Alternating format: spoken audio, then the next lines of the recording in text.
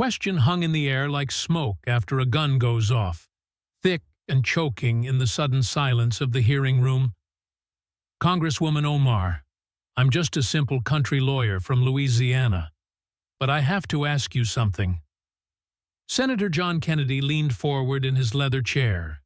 He rested his elbows on the polished mahogany table, his fingers interlaced, his posture relaxed, but his eyes predatory.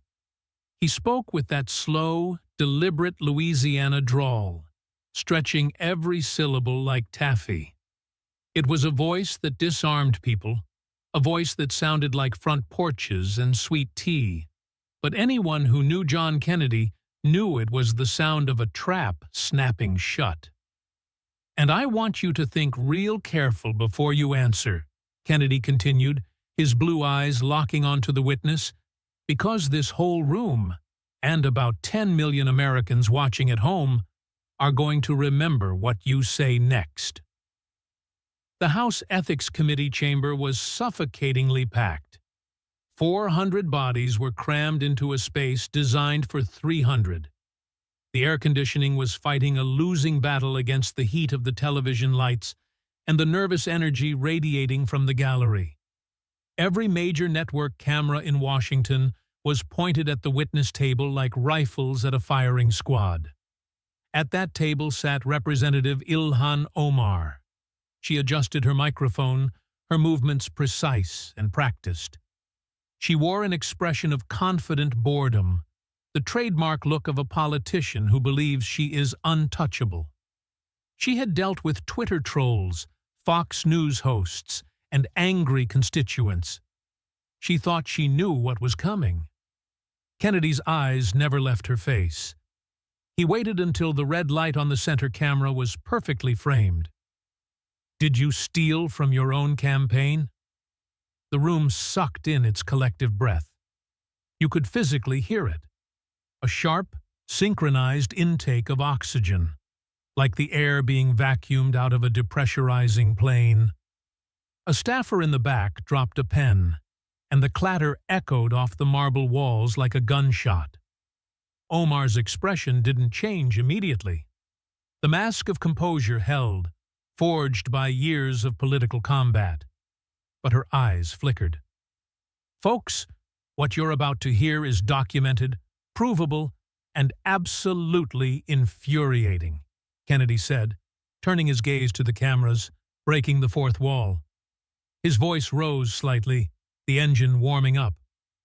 5 scandals, 5 rounds, each one worse than the last. And unlike the Congresswoman here, I'm going to stick to facts. He smiled. It wasn't a friendly smile. It wasn't the smile of a colleague. It was the smile a cat gives a mouse right before the pounce. A Louisiana smile that signaled something terrible was about to happen to someone who probably deserved it. "Let's start with the money." Kennedy tapped a thick manila folder sitting in front of him. Tap, tap, tap. The sound was rhythmic, ominous. "Always start with the money," he murmured. He opened the folder without looking down, keeping his eyes fixed on Omar, watching her watch him. Her hands were resting on the table, perfectly still. Too still. It was the forced stillness of someone trying not to tremble. Kennedy reached into the folder and picked up a single piece of paper. He held it up high, pinching the corner between his thumb and forefinger as if it were a piece of evidence in a murder trial. "Now, let's begin," Kennedy drawled. "Congresswoman, this right here, this is from Betty Henderson. She's a retired nurse from Duluth, Minnesota." He paused. He let the name hang there. Betty Henderson. He let the audience picture her. "She sent you $50. The pause stretched. 5 seconds. 10 seconds. In that silence, you could hear the hum of the lighting rig and the frantic typing of reporters. Kennedy was in no rush. When you have someone dead to rights, you don't sprint. You walk. You savor the moment. $50, Kennedy repeated softly. $50 she could have spent on her grandkids. $50 she could have spent on heating oil. $50 she could have used for gas money to visit her sister. He lowered the paper slightly, peering over his reading glasses. You know what she got for that $50? This time, he didn't wait for an answer. He knew he wouldn't get one. Omar sat motionless, her jaws set, calculating her exit strategy. She got to fund your husband's BMW. Kennedy set the paper down gently, treating it with more respect than he was treating the Congresswoman. He leaned back, getting comfortable. Let me explain how that works, he said. Somewhere in the room, a staffer whispered something to a lawyer. Kennedy heard it. So did Omar. Her eyes darted to the left for a fraction of a second, before snapping back to the senator. Now, I don't mean any disrespect, Congresswoman, Kennedy said, using his signature phrase, the phrase that always preceded massive disrespect. But, where I'm from, down in Louisiana, when someone gives you money in good faith, you're supposed to use it for what you said you'd use it for. His voice stayed level, conversational, as if they were discussing the price of corn, not federal crimes. You're not supposed to use it to enrich your family, but maybe they do things differently in Minnesota. I don't know. I've never been to Minnesota. Too cold for my blood. A few nervous laughs rippled through the gallery, breaking the tension for a microsecond before Kennedy tightened the screws again. Omar's jaw tightened. She leaned into her microphone, her voice carrying that familiar lecturing edge she used when speaking to the press. Senator, she began, her tone clipped, all campaign expenditures were properly reported and disclosed according to Federal Election Commission guidelines. The suggestion that… Kennedy raised one hand. It wasn't aggressive. It was just a stop sign. Stop. Oh, I'm sure they were reported, Kennedy said, cutting her off effortlessly. I'm sure you dotted every I and crossed every T on your FEC forms. You have very expensive lawyers to make sure of that. He picked up another paper from the folder. He didn't look at it. He didn't need to. He had memorized the numbers. I'm talking about something different here, Kennedy said, his voice dropping an octave. I'm talking about what's right. I'm talking about what's moral. I'm talking about what's decent. He finally looked at the paper. Betty Henderson, 68 years old, worked as a nurse for 40 years. 40 years.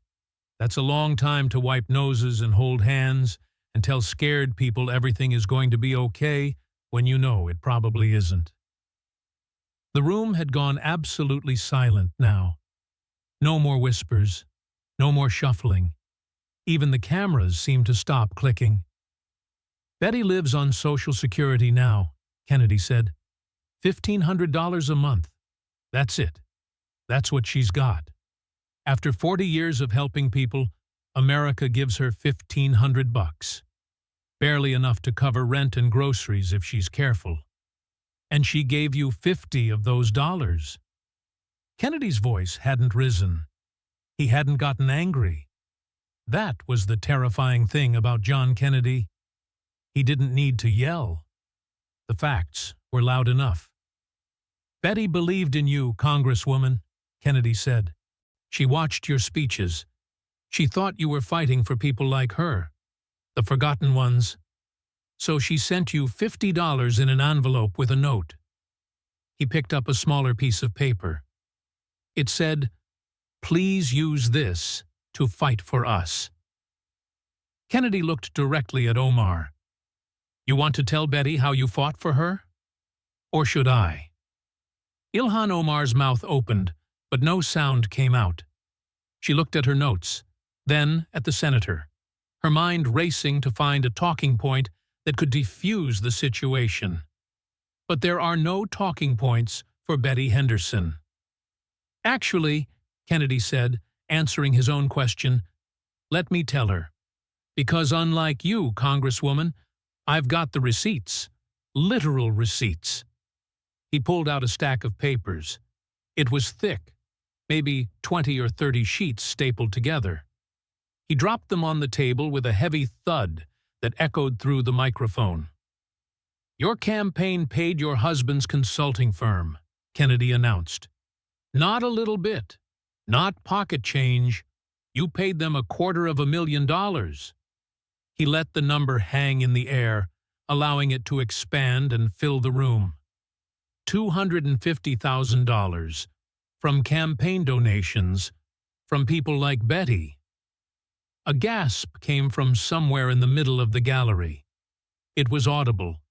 Actual shock from someone who hadn't realized the magnitude of the grift until that precise moment.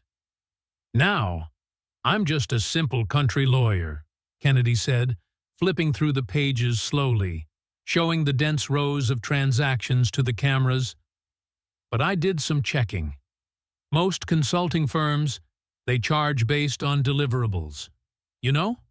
Actual work product, reports, strategy documents, meeting notes, something you can hold in your hand and say, here is what we paid for. He looked up, flashing that dangerous smile again.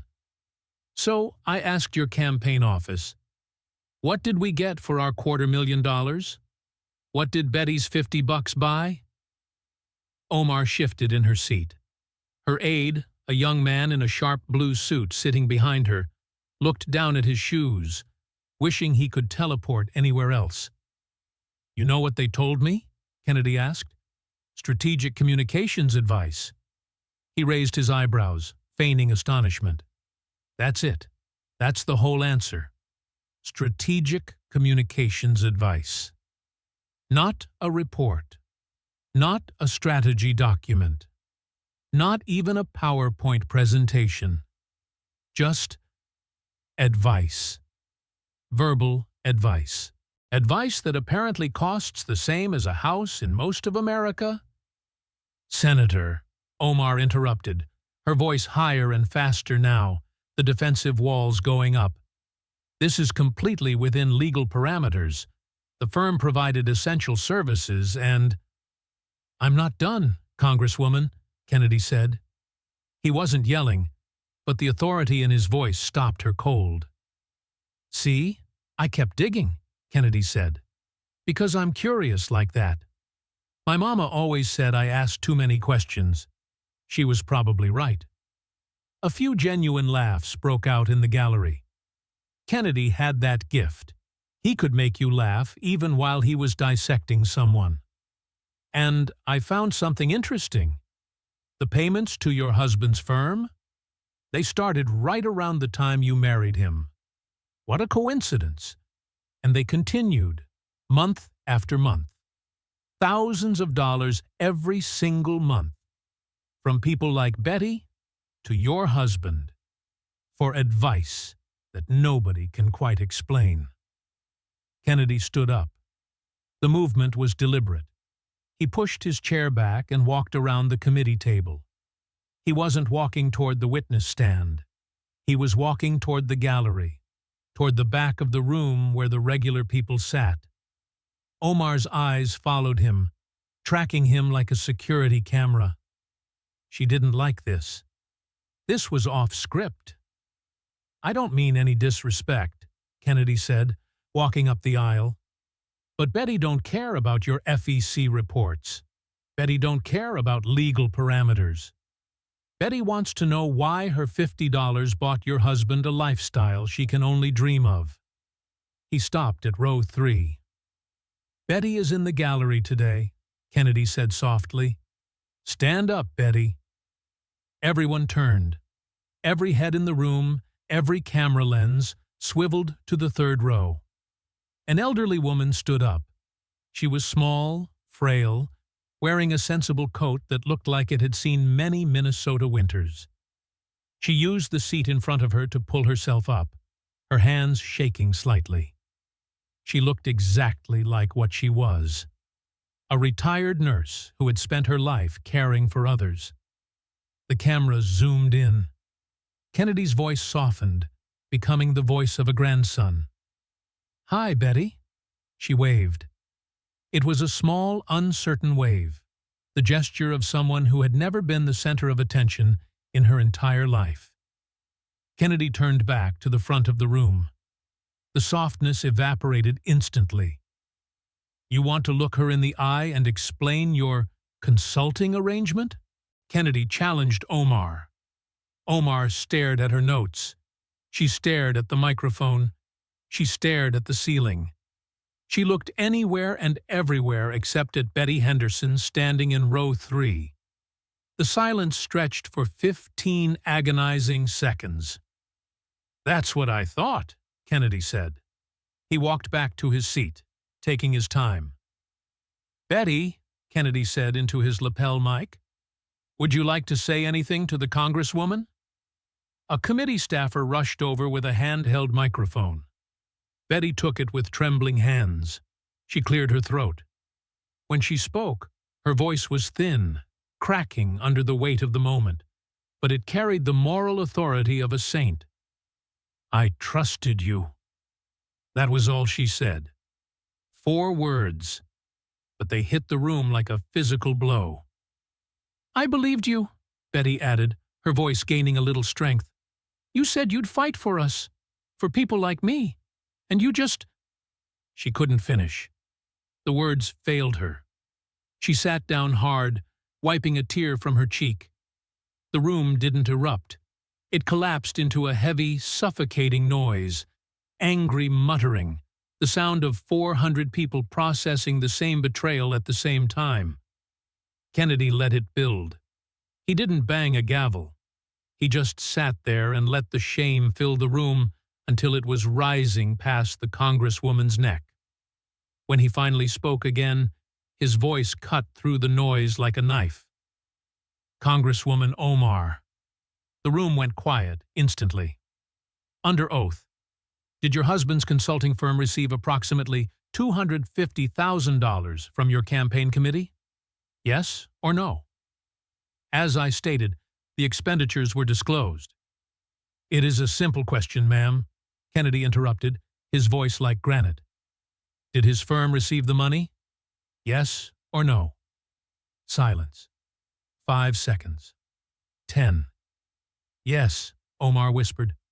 "And can you provide this committee with specific deliverables, actual work product, that justified $250,000 of donor money going to your family?" Silence. 20 seconds. 30. Omar looked at her aide. He looked at the floor. She looked at her notes. They were blank on this topic. "I thought not," Kennedy said.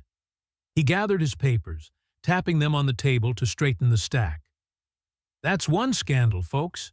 Betty's $50 at work. But wait, there's more." He reached for a second folder. This one was blue. "Oh, there is so much more," Kennedy said, his eyes hard. "Let's talk about immigration, and let's see if the people of Minnesota know about this." Senator Kennedy didn't sit down. He didn't return to the comfort of his leather chair or the safety of the dais. Instead, he pushed away from the table and began to walk. The cameras tracked him, the operators pivoting on their stools, confused. Usually, senators stayed put. They pontificated from their high perches. But Kennedy was walking toward the gallery, past the press pool, toward the back of the room where the regular people sat, the people who didn't have press passes or legislative pins. He stopped next to a man in row 8. The man was middle-aged, perhaps 50, with dark skin and a graying beard cut close to his face. He was wearing a suit that looked brand new, the fabric stiff. The kind of suit a man buys for a funeral or a wedding because he owns nothing else appropriate for the halls of power. He sat absolutely still, his hands folded in his lap, watching Ilhan Omar with an expression that was hard to read. It wasn't rage, it was exhaustion. It was the face of a man who had fought a war of attrition against a bureaucracy and won, but had lost pieces of himself in the process. Kennedy placed a hand on the man's shoulder. It was a gentle, grounding touch. "Folks, I want you to meet someone," Kennedy said, his voice dropping to a conversational tone that somehow filled the room. "This is Mohammed Hassan." The cameras zoomed in. Mohammed didn't flinch. He didn't smile. He just blinked under the hot lights. "Mohammed came to America from Somalia," Kennedy said. "He is a legal refugee. He came here the right way. He did everything by the book. Every form, every fee, every background check, every rule." Kennedy kept his hand on Mohammed's shoulder, creating a visual link between the Senate and the citizen. "Just like the Congresswoman originally did," Kennedy noted dryly. "They have that in common. They both started in the same place." Omar shifted in her seat. She knew where this was going. The color that had returned to her face after the campaign finance grilling began to drain away again. "Mohammed," Kennedy asked softly, "how long did it take you to bring your family here? Legally?" Mohammed's voice was quiet when he spoke.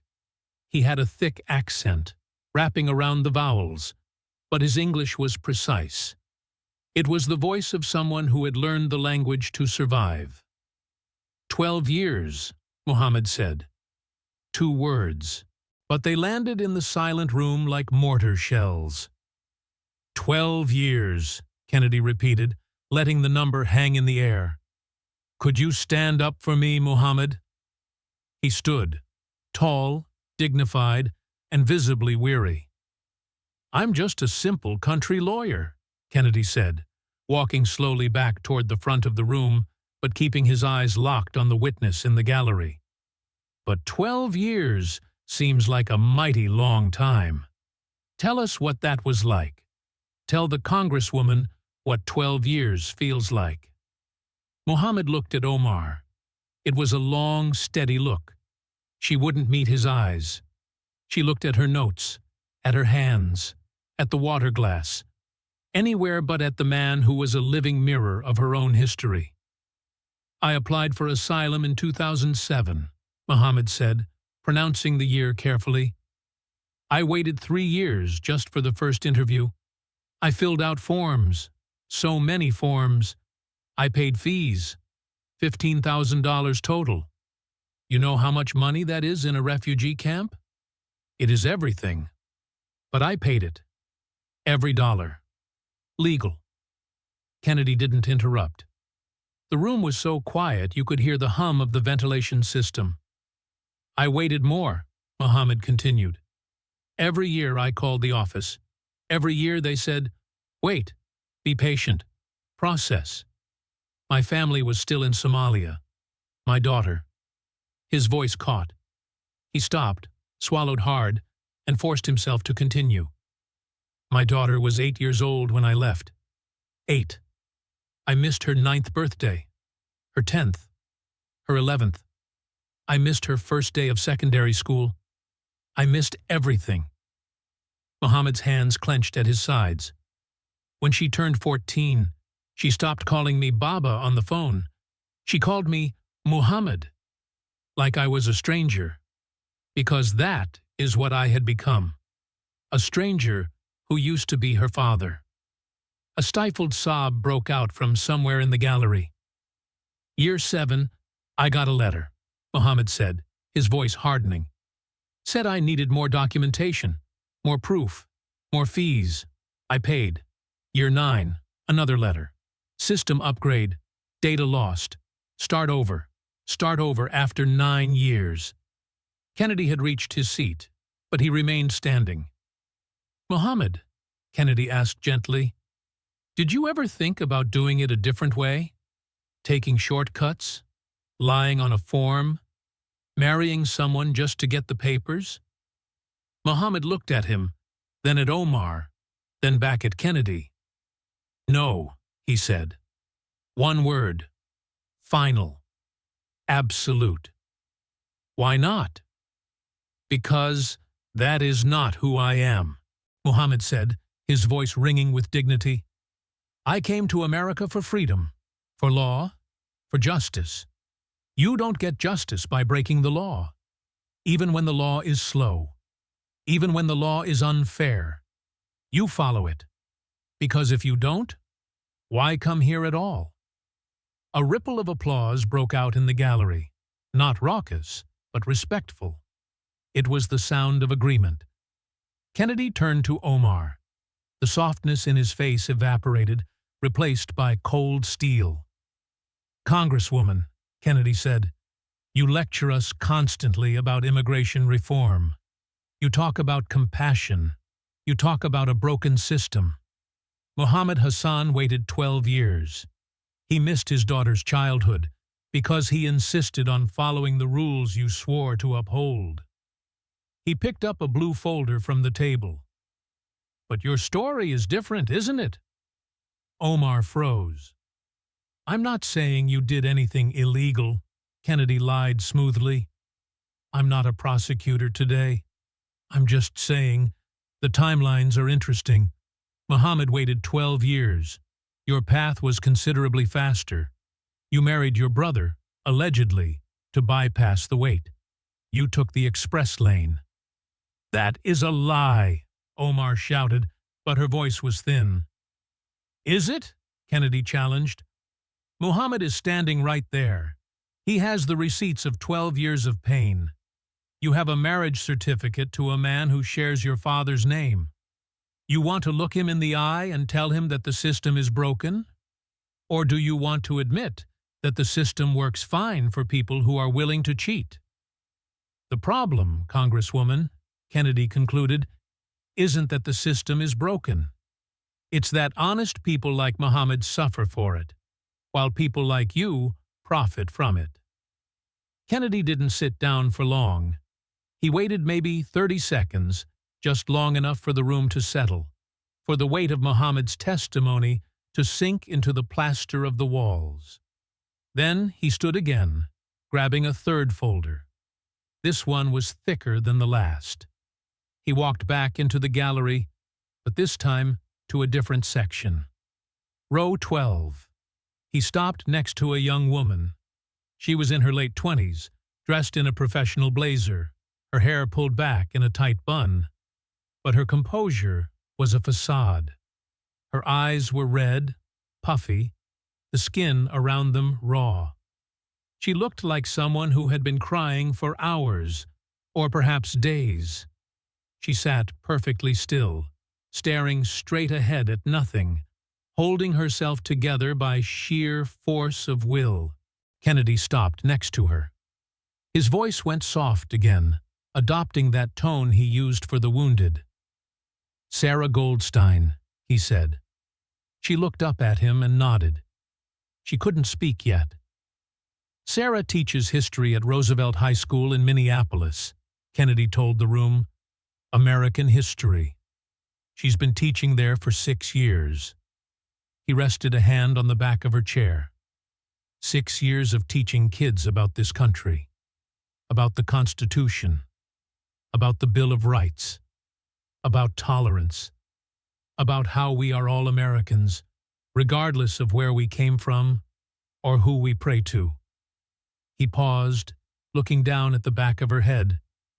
But after the Congresswoman's comments about American Jews, after she tweeted about the Benjamins and hypnotizing the world, Sarah needed police protection at her school, in America, in 2024. He turned to Omar. Want to explain that, Congresswoman? Omar's mouth opened and closed. Nothing came out. Sarah, Kennedy said gently, can you stand up for me, sweetheart?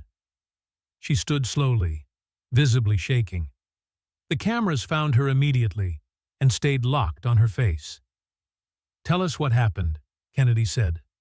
Take your time. A staffer rushed over with a handheld microphone. Sarah took it with trembling hands. After she tweeted about the money, Sarah began, her voice barely a whisper. She stopped, swallowed hard, and tried again. I went to school the next day. Monday morning. I teach first period. 10th graders. She paused, breathing in a measured rhythm, as if she were trying to prevent a panic attack. Someone had spray-painted a swastika on my classroom door, Sarah said. In red paint. Big. Unmissable. And underneath it, someone had written, "This is what Omar was talking about." The room sucked in its breath. All 400 people inhaled simultaneously. It was a physical reaction to the visceral image. The principal called the police, Sarah continued, tears starting to spill down her cheeks. They came. They took photos. They wrote a report. But the students saw it. They had already seen it. 30 kids saw a swastika on their Jewish teacher's door before anyone could clean it off. The next day, she said, her voice shaking, I got emails. Anonymous. Dozens of them. All saying the same thing. That I was the kind of Jew the Congresswoman was talking about. That I was bought by Israel. That I was disloyal to America. Kennedy's hand tightened on the chair back. His jaw clenched. I teach American history, Sarah sobbed. I teach them about liberty. And they called me a traitor.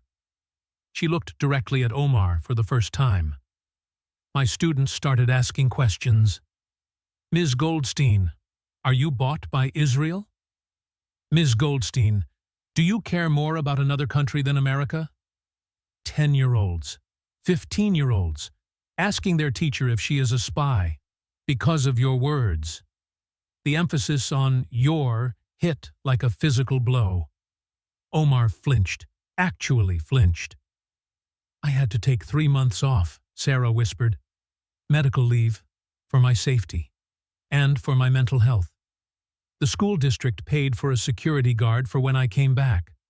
A security guard at a public high school in Minnesota. Because I'm Jewish. Because someone in Congress decided to say that Jews control politics with money. Sarah's hands were shaking so badly the microphone rattled. And the worst part, she said, her voice breaking completely. The absolute worst part was my grandmother. She survived Auschwitz. She came to America with nothing. She gave me her necklace when I started teaching. A Star of David. Small. Delicate. She wore it through the camps. It survived with her. She wiped her face with her free hand. I stopped wearing it, she confessed to the room. For 3 months. I didn't wear my grandmother's necklace. I hid it in a drawer in my bedroom. In America. In Minnesota. Because I was afraid. The room was silent. A heavy, suffocating silence filled with horror and rage. She cried when I told her, Sarah whispered. My grandmother, 94 years old, survived the Holocaust. She cried because her granddaughter was hiding her Star of David in the country she thought was safe. She sat down hard, collapsing into her seat. Kennedy stood there for a long moment. He let the silence stretch. He let the weight of Sarah's testimony crush the air out of the room. When he walked back toward the front, his movements were slower, heavier. He stopped in front of the witness table and looked down at Omar. She was crying now. Quiet tears. Whether they were tears of remorse or just the stress of being exposed, Kennedy didn't seem to care. Congresswoman, Kennedy said, his voice hard as granite. When you tweeted, "It's all about the Benjamins," did you consider that a high school teacher in your own state might face death threats? Did you consider that a Holocaust survivor might weep because her granddaughter was afraid to be Jewish in public? I was criticizing policy, Omar choked out. Sarah Goldstein teaches algebra and history, Kennedy shouted, his voice cracking like a whip. What policy is she part of? What power does she wield? But your supporters didn't distinguish, did they? They heard Jews and money, and they acted. Just like people have acted for centuries when leaders suggest that a group is disloyal. He leaned forward, both hands on the table. "Tell her you're sorry," Kennedy commanded. Omar looked up, eyes red. I'm sorry that—" "No," Kennedy cut her off. "Not sorry that. Not sorry if. Just sorry. Tell Sarah Goldstein you are sorry your words put a swastika on her door." The room held its breath. I'm sorry," Omar whispered. It sounded hollow, forced. Sarah Goldstein stood up again in row 12. She didn't need the microphone this time. Her voice was clear and ringing. "I don't believe you." 3 words. Quiet. Firm. Devastating. "I think you're sorry you got caught," Sarah said. "I think you're sorry there are consequences. But I don't think you're sorry for what you said." The room erupted into a standing ovation. It started in the gallery and spread to the staff, then to the press. Kennedy stood there, watching Omar weep while the room cheered for the teacher she had endangered. He didn't smile. He just gathered his papers. "That's 3 scandals, folks," Kennedy said to the camera as the applause died down. "Betty's money, Mohammed's time, Sarah's safety, all stolen, and we aren't done yet." The applause for Sarah Goldstein faded, but the atmosphere in the room did not settle. It curdled. The air grew heavy, thick with a tension that felt less like a political hearing and more like the calm before a tornado. Senator Kennedy sat back, watching Ilhan Omar. She was wiping her eyes, her mascara smudged, looking small in the large leather chair. Her aide, the young man in the sharp blue suit, who had been whispering advice throughout the hearing, leaned in again. He whispered something urgent, gesturing toward the door. Omar shook her head violently. "No," she mouthed. He whispered again, more urgent this time. She shook her head again. The aide didn't argue. He simply stood up. He gathered his folio, picked up his phone, and without a backward glance at the Congresswoman, he walked out of the hearing room. The door clicked shut behind him with a finality that echoed like a gunshot. Kennedy smiled. It wasn't a happy smile. It wasn't even a satisfied smile. It was the smile of a man who knows that the rats are the first to sense when the ship is truly sinking. "Looks like it's just you now, Congresswoman," Kennedy drawled, his voice breaking the silence. "You and your words. Let's see how they hold up." He reached for the 4th folder. This one was different. It was thicker, yes, but it also seemed heavier, as if the paper inside possessed a physical mass that defied physics. Kennedy lifted it with 2 hands, setting it down with a solemn thud. "Let's talk about September 11th, Kennedy said. The date hung in the air. "Let's talk about 3,000 Americans, he continued. "And let's talk about how you referred to them." Kennedy didn't walk into the gallery this time. He didn't need to. The man he needed was already standing in the back row, far corner, like a sentinel guarding the proceedings. He was a man in his 50s, wearing a firefighter's dress uniform, navy blue, double-breasted, with brass buttons that caught the harsh television lights. Medals pinned to his chest chimed softly as he shifted his weight. His face looked like it had been carved out of granite, weathered by smoke and heat and time. His eyes were dry, but they were hard. Cold, blue flint staring directly at Ilhan Omar. "That is Captain Thomas Brady," Kennedy said, gesturing to the back. "Retired, New York City Fire Department, Ladder Company 15, Lower Manhattan." The cameras swung around, finding him. Captain Brady didn't move. He stood at attention, a posture drilled into him over decades of service. Captain Brady responded to the World Trade Center on September 11, 2001, Kennedy said quietly. He was on one of the first trucks on the scene after the first plane hit. Kennedy paused. He let the date sink in. For everyone in the room over the age of 30, that date wasn't just a number. It was a sensory memory. The smell of burning jet fuel, the ash, the blue sky. He lost 16 men that day, Kennedy continued. 16 firefighters from his ladder company, brothers, friends, mentors, and he lost his father, Deputy Chief Thomas Brady, Sr. A gasp rippled through the gallery, soft, shocked, involuntary. "Captain Brady," Kennedy called out, "would you like to tell the Congresswoman what you think about her describing the September 11th attack as 'some people did something'?" Captain Brady's voice, when it came, was rough. It sounded like gravel in a cement mixer, a voice that had spent years shouting orders over the roar of infernos. But it was clear. "My father was 53 years old," Brady said. 28 years on the job, 2 years from retirement. He had 4 grandchildren. He never got to meet the 5th one. My daughter, born 3 months after he died." Brady paused, breathing in through his nose, controlling the tremor in his chest. When the first plane hit, he didn't hesitate. He didn't wait for orders. He didn't check to see if it was safe. He went in. Because that is what we do. We run toward the danger while everyone else runs away. His voice grew harder, colder, freezing the room. He died when the North Tower collapsed. They found his body 3 weeks later. 60 feet of concrete and steel on top of him.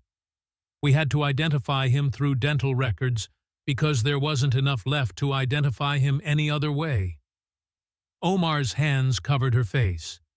She was sobbing openly now, her shoulders shaking. "Some people did something," Brady spat the words out. That is how she described it. He took one step forward, just one, but it felt like a charge. "Some people did something, like it was a parking violation, like it was a fender bender, like it was nothing." "What should she have said, Captain?" Kennedy asked softly. "Terrorists murdered Americans," Brady shouted, his voice cracking with 20 years of rage. "Terrorists murdered 3,000 Americans, including my father, including 16 of my brothers, including mothers and children and people who went to work thinking it was just another Tuesday." He pointed a finger at Omar, accusatory and unwavering. "My father wasn't some people. He was Thomas Brady Sr. He had a name. He had a family. He had a life. And it was taken from him by terrorists, not by some people doing something." She said this at a CARE event, Kennedy noted, while talking about civil liberties. Brady's face twisted in disgust. "My father died saving people. Muslims included. Jews included. Christians included. He didn't check their ID. He just saved them. And she used his death, and the deaths of 3,000 others, as an anecdote? As a setup for a speech about victimhood?" Kennedy stood up and walked over to Captain Brady. He stood next to him, shoulder to shoulder. Louisiana and New York. The politician and the firefighter. "Congresswoman," Kennedy said, his voice ringing with authority, "I am going to ask you a question, and I want you to think very carefully about your answer, because this man's father is listening." Omar lowered her hands. Her face was wet, red, broken. "Do you stand by your characterization of the September 11th attacks as 'some people did something'?" Silence. Absolute silence. That is not what I meant," Omar stammered. "I was talking about—" "Yes or no," Kennedy barked. "Do you stand by those words?" "I was making a broader point about civil rights and—" "Yes or no?" The room seemed to hold its breath. Captain Brady stood absolutely still, staring at her, demanding an accounting. "No," Omar whispered. "Say it clearly," Kennedy commanded. "For this man, for his father." "No," she said, her voice trembling. I don't stand by those words." Captain Brady's jaw clenched. He looked at her for a long moment, then turned his gaze to the cameras. "My father's name was Thomas Brady Sr.," he said. "Remember that name. Don't let him be some people. He was a hero. And the congresswoman from Minnesota can go to hell." He sat down. The room exploded. The ovation for Captain Brady was thunderous, a release of pent-up emotion that shook the walls. But Kennedy didn't let it linger too long. He knew he had one final blow to deliver. He waited for the noise to subside, his face grim.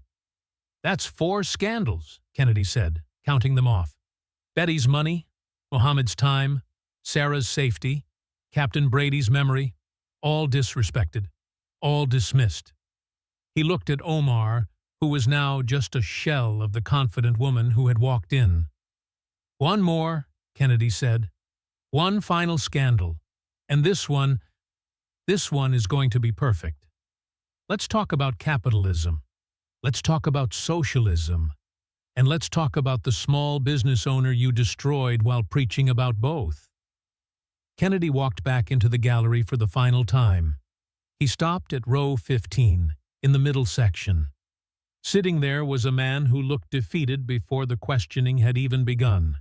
He was in his late 40s, wearing a jacket that was too big in the shoulders, as if he had lost a significant amount of weight in a very short time.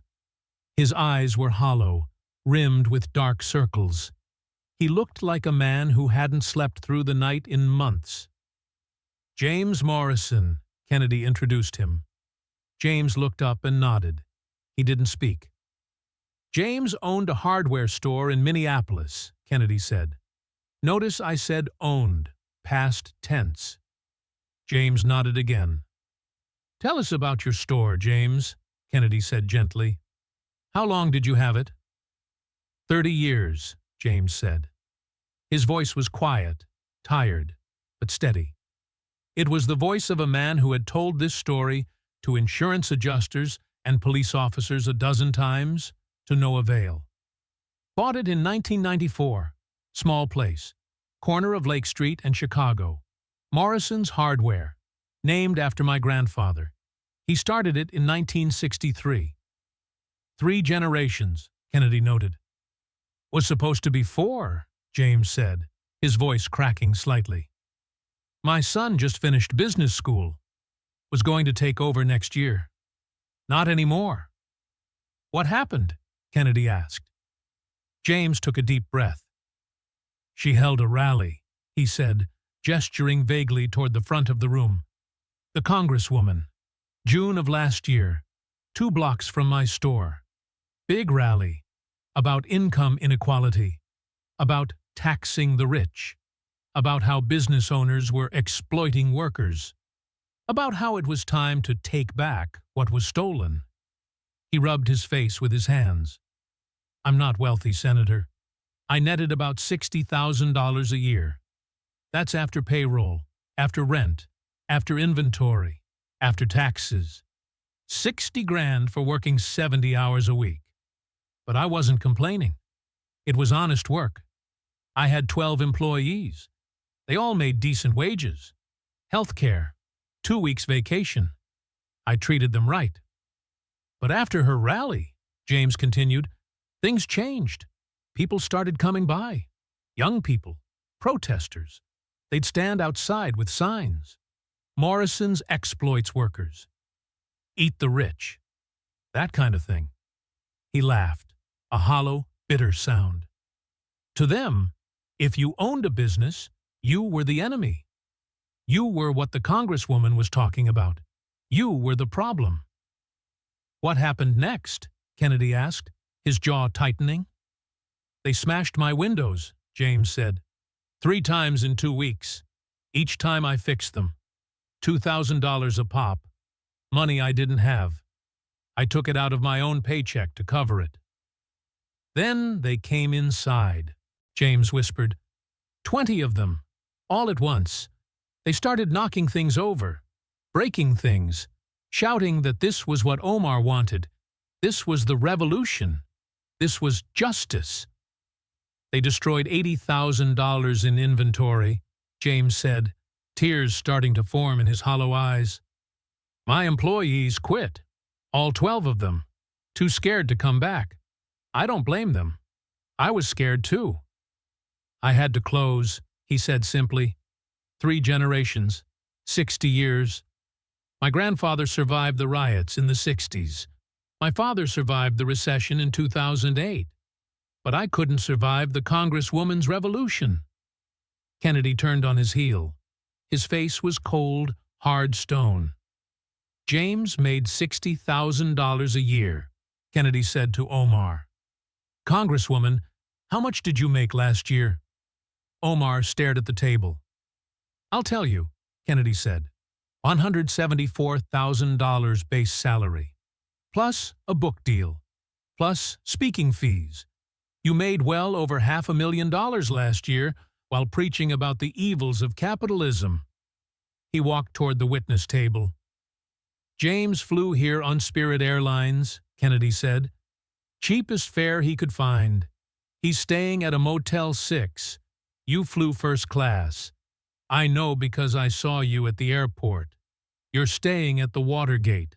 $350 a night minimum. He stopped right in front of her. James made 60 grand and lost it all. You made $500,000 and preach about redistribution. His employees, 12 families, lost their jobs because of rhetoric you started. Kennedy turned back to James. Tell us about Maria. James reached into his pocket and pulled out a photograph. He held it up. It showed a woman in her 30s with 3 young children. Maria worked for me for 8 years, James said. Single mom, good worker, never missed a day. I paid her $35,000 a year with benefits. She was saving to buy a house. He looked at the photo. She's working at Walmart now, part-time, no benefits, making $22,000. Her kids, she can't afford after-school care anymore. The oldest one is 10. She has to watch the younger ones until Maria gets home at night. Kennedy took the photo gently from James and placed it on the witness table, directly in front of Omar. This is Maria Rodriguez, Kennedy said. This is what your revolution looks like, Congresswoman. A single mom making $13,000 less a year. 3 kids left alone every night. A dream of a home dead. Is this what you wanted? Kennedy asked. Is this your vision of equity? Omar picked up the photo. Her hands were shaking uncontrollably. I never meant for, she started. But you did, Kennedy shouted, his voice booming for the 3rd and final time. You meant every word of that rally. You meant to inspire people to action. You meant to paint business owners as the enemy. And James paid the price. Maria paid the price. The room was completely silent. James is here today because he wanted you to see his face, Kennedy said. Maria couldn't come. She couldn't afford the day off. James stood up. He walked down the aisle toward the witness table. Kennedy stepped aside. James stopped in front of her. He reached into his pocket again and pulled out a small, silver object. He placed it on the table with a metallic clink. It was a key. That's the key to my store, James said softly. Or what used to be my store. The bank owns it now. I couldn't make the payments after you destroyed my business. Foreclosed last month. Omar looked at the key. You keep that, James said. Remember it. Remember what your words cost. He turned and walked away. Kennedy let the silence stretch for a full minute. Omar sat there, sobbing, holding the key to a destroyed American dream. That's 5 scandals, Congresswoman, Kennedy said finally, his voice gentle with the finality of a tombstone. Betty's money, Mohammed's time, Sarah's safety, Captain Brady's memory, James's livelihood, all gone, all because of you. He sat down and stacked his papers. I have no further questions. Senator Kennedy didn't let the applause for Captain Brady linger too long. He knew he had one final blow to deliver, one last piece of evidence that would tie the corruption, the hypocrisy, and the rhetoric together into a single, devastating knot. He waited for the noise to subside, his face settling into a grim mask of determination.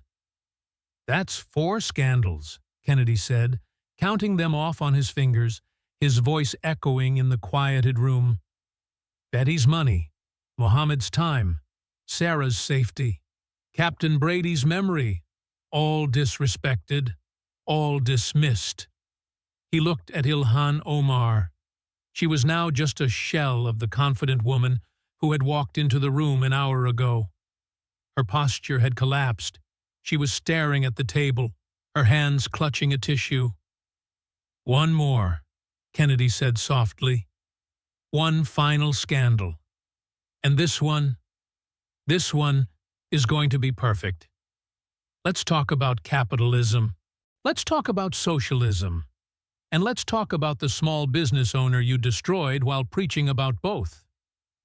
James Morrison, Kennedy introduced him to the room. James looked up and nodded. He didn't speak. He looked too tired to speak. James nodded again, a slow, painful movement. James turned and walked away, his footsteps the only sound in the cavernous room. He didn't look back. He returned to his seat in the gallery, sitting down with the heavy sigh of a man who has finally put down a burden he has been carrying for too long. Kennedy let the silence stretch. He let it fill the room until it was almost unbearable. Ilhan Omar sat there, sobbing quietly, one hand covering her mouth, the other resting near the silver key that lay on the polished wood, like an accusation. That's 5 scandals, Congresswoman, Kennedy said finally. His voice was gentle now, possessing the finality of a tombstone. Betty's money, Mohammed's time, Sarah's safety, Captain Brady's memory, James's livelihood, all gone, all because of you. He sat down in his leather chair. He stacked his papers into a neat pile, tapping the edges on the table to align them. I have no further questions, Kennedy said. The room erupted. It wasn't just applause this time. It was a release, a primal collective exhale from 400 people who had just witnessed a moral reckoning. People stood up. They cheered. They clapped. It was a standing ovation, not for the senator, but for the truth. Omar sat alone at the witness table, holding the key to a destroyed store while everyone around her celebrated her destruction. She looked small. She looked defeated. The aura of invincibility that had surrounded her for years, the armor of identity politics, the shield of the squad, had been stripped away, layer by layer, until there was nothing left but the receipts. Kennedy stood up and walked out of the room. He didn't wait for dismissal. He didn't wait for the cameras to cut. He had done what he came to do. The hearing technically continued for another hour, but it didn't matter. The damage was done. Ilhan Omar was finished. Everyone knew it, even her, especially her. The video hit the internet like a meteor strike. Within 1 hour, the clip of James Morrison placing the key on the table had 47 million views. The hashtag #OmarDestroyed was trending #1 worldwide. Clips were everywhere. Betty's trembling hand holding the microphone, Mohammed's quiet dignity about his daughter, Sarah's tears over the swastika, Captain Brady's fury, James's key. Each one was a moment. Each one was a weapon. Each one was devastating. Omar's office stopped answering phones by noon that day. The lines were jammed. Her voicemail filled in 15 minutes and then crashed. overwhelmed by the volume of constituents demanding answers, demanding resignation, demanding justice. By evening, the rats began to leave the ship. 3 major donors publicly cut ties. They didn't do it quietly. They released statements condemning her actions, desperate to distance themselves from the radioactive fallout.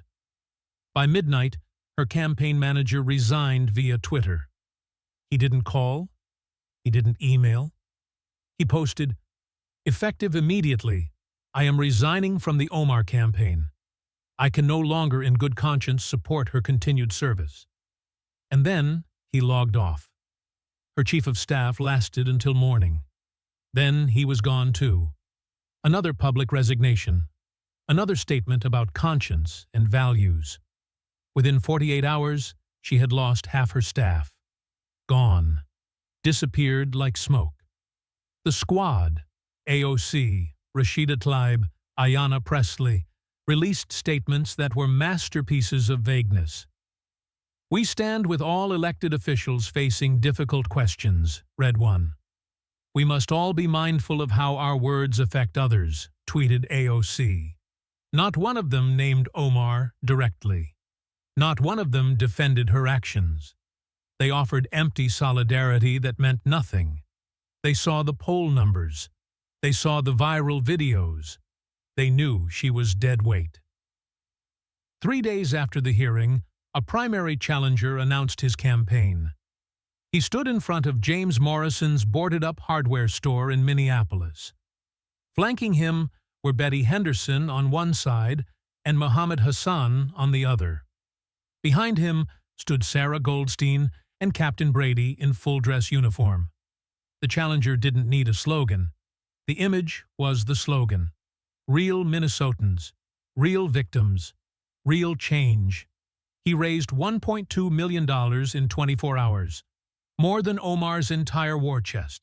It came from small donors, people giving $20, $50, $100, people who had watched the hearing and decided enough was enough. The primary came 3 months later. It wasn't a contest, it was an execution. Ilhan Omar lost 34% to 61%. It wasn't close. It wasn't even competitive. Her own district, the one that had elected her 3 times, rejected her decisively. Her concession speech was brief. 2 minutes. No questions. She thanked her supporters, acknowledged the result, and walked off the stage while reporters shouted questions she didn't answer. She disappeared into the night, a ghost in her own city. And that was it. The end of Ilhan Omar's political career. Not with a bang, but with a whimper.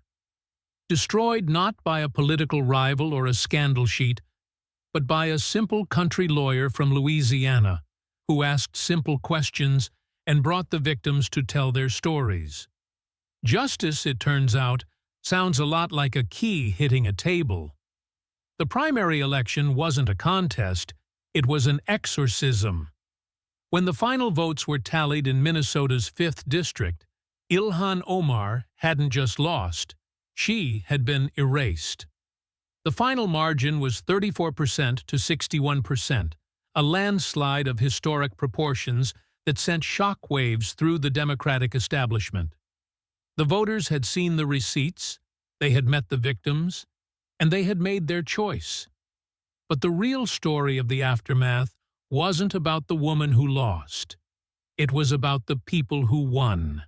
The ordinary Americans who had been dragged into the spotlight by a simple country lawyer and found themselves transformed into icons of a new movement. Betty Henderson, the retired nurse from Duluth, became an overnight folk hero. Conservative groups across the country invited her to speak, not about politics, but about trust. She would stand at podiums, looking frail but fierce, and tell her story to thousands. "I just wanted my $50 to help," she would say, but it ended up buying the truth instead. Best money I ever spent. When she passed away 3 years later, her funeral was attended by 3 senators and 1,000 strangers who had sent her $50 checks in solidarity. Muhammad Hassan didn't go back to the shadows. He became the face of legal immigration reform. His testimony about the 12 years of waiting, the fees, the separation, sparked a national conversation that no think tank could have engineered. 6 months after the hearing, Congress passed the Muhammad Hassan Legal Immigration Recognition Act. It wasn't a massive omnibus bill. It was a targeted piece of legislation designed to streamline the process for those who followed the rules, rewarding patience rather than punishing it. When the president signed it, Muhammad was standing right there, his daughter Amina by his side. She wasn't crying this time. She was beaming. Sarah Goldstein never returned to Roosevelt High School. The memories were too painful, the betrayal too deep. Instead, she wrote a book titled The Rabbi's Daughter: Fear and Faith in the Classroom. It became a New York Times bestseller not because of a marketing campaign, but because it told a truth that many had been afraid to whisper. She used the proceeds to establish the Never Again Scholarship Fund for Jewish students pursuing careers in education. Her grandmother, the Holocaust survivor who had hidden her necklace, lived to see the first scholarship awarded. She died peacefully at 96, wearing her Star of David openly, knowing her granddaughter was safe. And then there was James Morrison. The GoFundMe campaign started by Senator Kennedy's viewers didn't just hit its goal, it shattered it. In 1 week, they raised $1.8 million. It was enough to pay off the bank, buy back the building, and renovate the entire block. 3 months after the hearing, James stood in front of his store for the grand opening. The windows were new, the sign was fresh, but he didn't call it Morrison's Hardware anymore. With the senator's permission, he had renamed it Kennedy's Hardware, a Morrison family business. The parking lot was packed. People drove from Iowa, from the Dakotas, from Wisconsin, just to buy a hammer or a box of nails from the man who had stood up to the machine. Sales exceeded projections by 300% in the first month. And Maria Rodriguez? She was the first person James rehired. He didn't offer her $35,000. He offered her $50,000 with a full benefits package and a profit-sharing plan funded by the surplus donations. A wealthy donor from Texas, who wished to remain anonymous, set up a fully funded $529 college savings plan for all 3 of her children. When Maria found out, she didn't cry tears of despair. She cried because for the first time in her life, the future wasn't something to fear. It was something to look forward to. The victims had been made whole. Not by the government, but by the American people who had watched a simple country lawyer ask simple questions and decided that justice was worth paying for. John Kennedy didn't do a victory lap. He didn't go on late-night talk shows to gloat. He went back to work. But the hearing had changed him, and it had changed the country. He was no longer just the senator from Louisiana. He was the simple country lawyer, a moniker that struck fear into the heart of every corrupt politician in Washington. The phrase, "the Louisiana lesson," entered the political lexicon. It came to define a new style of accountability, polite, evidence-based, and absolutely ruthless. It meant that you didn't need to shout to win an argument. You just needed the receipts. It meant that if you were going to lie to the American people, you better be prepared to look your victims in the eye. Kennedy's approval ratings soared to stratospheric heights. He became the conscience of the Senate, the man who could silence a room just by putting on his reading glasses. 8 years later, when he announced his retirement, he was urged to run for president. The polls showed he would win in a landslide, but Kennedy declined. "I'm just a lawyer," he told the press with that trademark smile, "and I think I've made my closing argument."